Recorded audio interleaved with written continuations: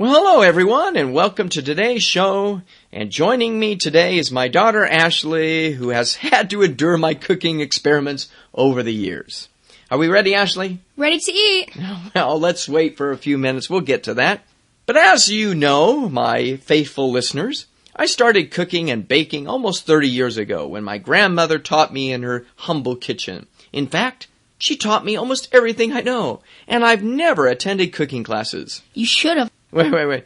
I know my daughter's going to mention to you faithful listeners that recently, as I was helping the kids prepare for our kitchen for a chicken meal, I forgot to take the chicken out of the oven, burned the bird to a crisp, and we ended up ordering pizza for dinner. We had to use the fire extinguisher.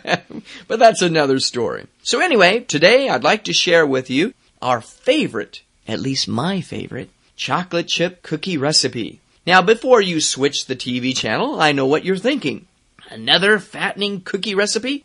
But wait, what makes this recipe great is that it offers a wonderful low-fat, low-calorie, low-cholesterol dessert for the entire family. We still like the fat, though. Well, I know we do, but let's say we have all the ingredients, and so we can start by mixing all of the ingredients, the sugars, the flour, the egg whites, the low-fat butter, vanilla, baking soda, and a pinch of salt in a large mixing bowl.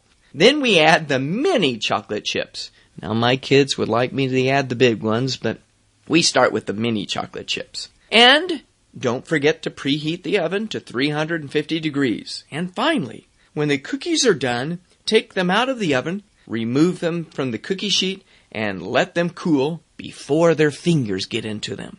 Did I forget anything? Yeah, if you have college-age kids, be sure to make a few extra batches they can take back to school for their roommates. And don't forget, the kids still at home. Oh, well, yeah, we can't do that. We can't forget them. And, unfortunately, by the time your kids get the cookies, you, the cook, will be left with a single cookie, your instant diet plan for you, and a dirty kitchen.